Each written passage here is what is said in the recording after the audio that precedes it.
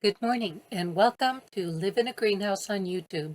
If you're new here, this channel is about my journey to design, build, and then live in the first greenhouse enclosed tiny home in the United States. The greenhouse is 35 feet by 60 feet and sits on an almost perfect east-west axis. The house is approximately 475 square feet and sits a little off-center inside the greenhouse, like this. Last time, the Carpenters, Mike and Nate, stood up two of the exterior walls. This time, they finished the walls and roof, so stay tuned for the first view of the house, snugged under the greenhouse rafters.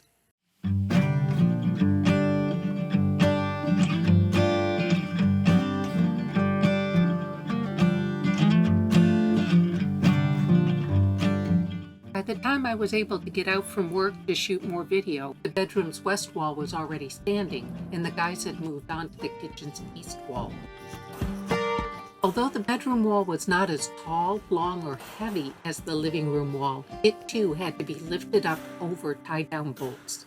The kitchen's east wall went up quickly, but then as Mike was framing the bedroom's south wall, I realized I'd missed a mistake in the plan in the window size and height. The window in the bedroom south wall was supposed to be 6 foot by 1.5 feet, but is actually 6 feet by 2.5 feet on the plan. Since windows have a 4-month lead time, there was a bit of a delay while Mike and I figured out how to adjust the framing to work with the window we have, not the window I wanted. Most of the major walls are standing, and I can now get a feel for the space inside the house and outside the house between the house walls and greenhouse walls.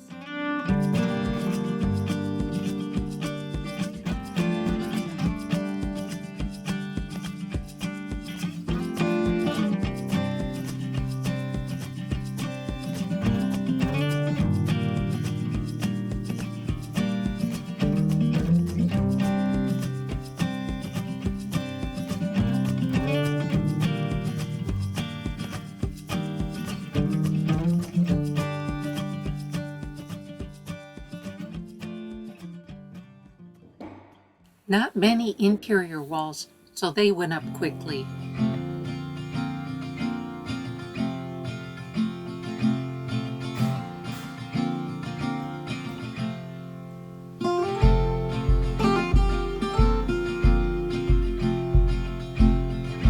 The ceiling rafters are going up. Here in the bedroom and in the bathroom, there will be flat ceiling.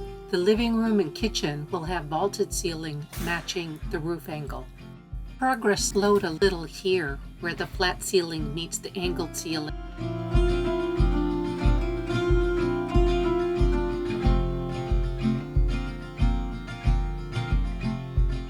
The greenhouse package came with handles for one side of the double doors and no lock, so I added handles and a lock on the inside.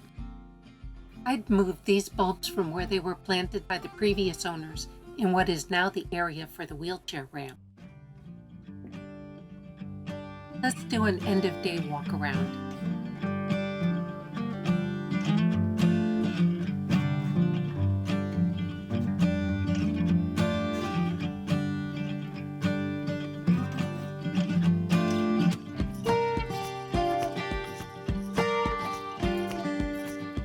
As I walk around each day, there are small and unexpected things that show that building inside a greenhouse is different from a standard house.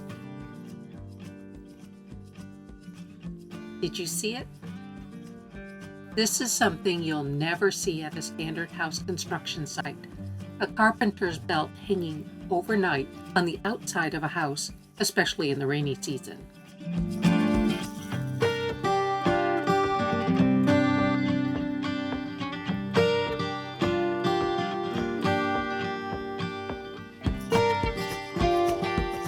This will eventually be the food garden area. Those green pipes are for the air-to-ground heat exchange system. The potting bench area. Roof rafters on the living room area.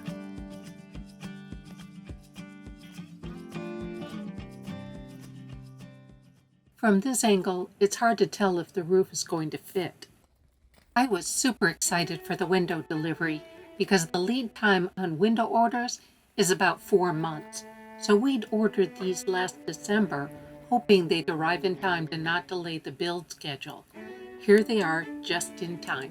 This is another design element that is different due to the protection from the greenhouse.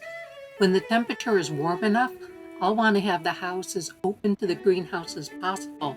So there are only 5 windows, but there are 6 doors with full lights.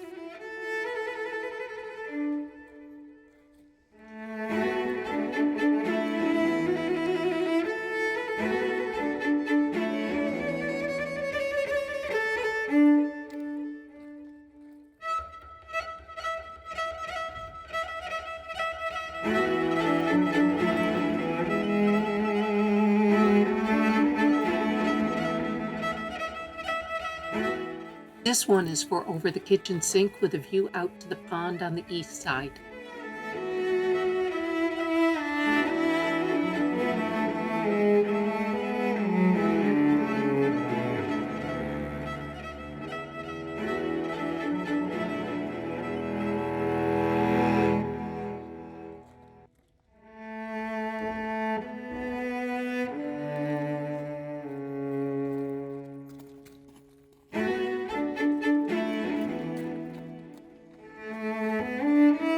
I'd have felt better if they carried it down the wheelchair ramp instead of this steep, slippery area where the stairs will go. Fortunately, no issues.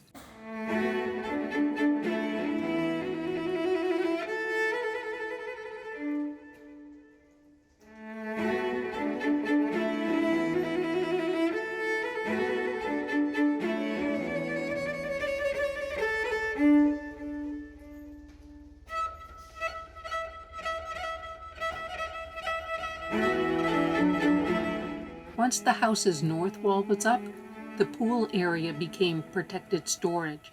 Matt, my builder, is doing another house on the island that isn't ready for windows, so I'm storing theirs for a few weeks.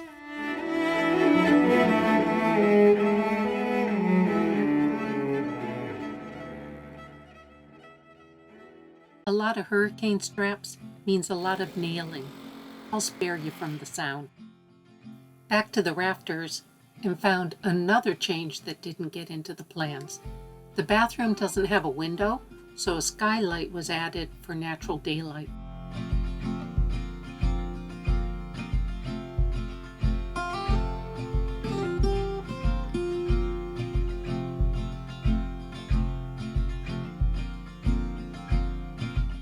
It was a tight fit up there for Mike to not keep hitting himself on the greenhouse trusses.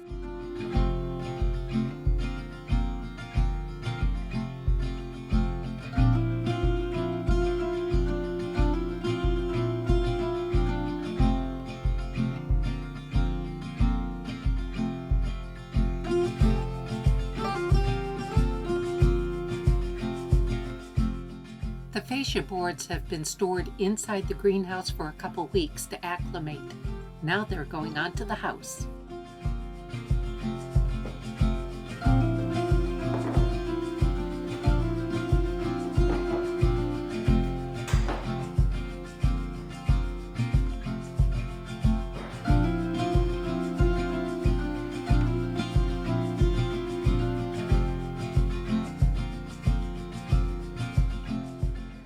Even on cloudy days, it looks like it will be light inside the house.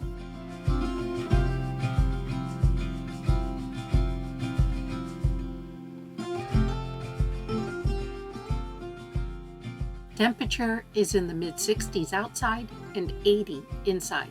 The motors that open and close the ridge vents aren't connected to power yet, so we can't exhaust through the roof. What's a greenhouse without plants? I'm still months away from being able to plant into beds, but couldn't resist a few pots. A viewer asked about living space on the roof, and now I have the video to illustrate why I made the decision to not use the roof for living space.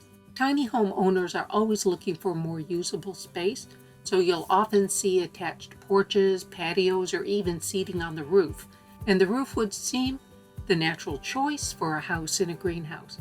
Some of these houses elsewhere in the world do have seating on the roof.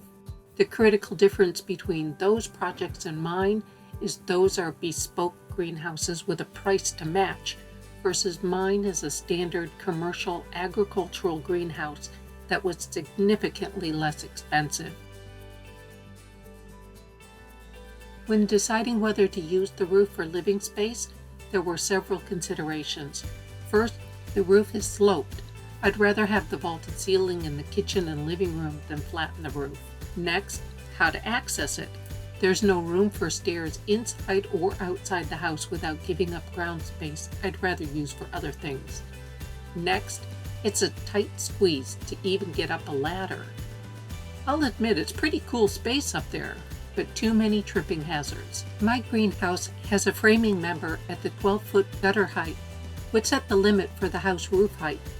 The trusses are 10 feet apart, plus there are cable braces running between the gable end posts.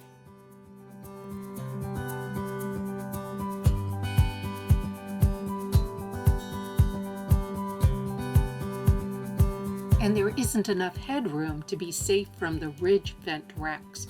I'm 5'8", and this is where the racks come relative to my face. My son is 6'4". These would be a real danger when he visits.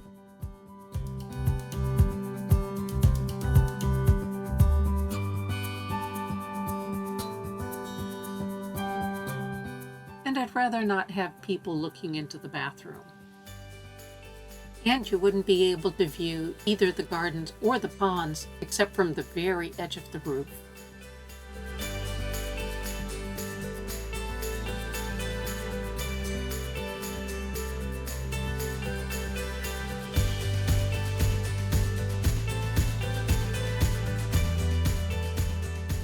And the roofing material isn't clear enough for stargazing.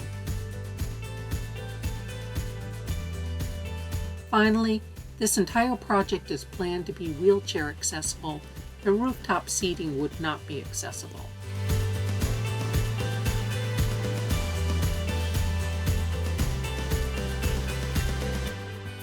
But Matt, my builder, and I are working on cool use for some of that space that I'll show in a future episode. And there you have it, about 3 weeks from foundation to walls and a roof. Please like and subscribe, and come back next time when we start the utilities.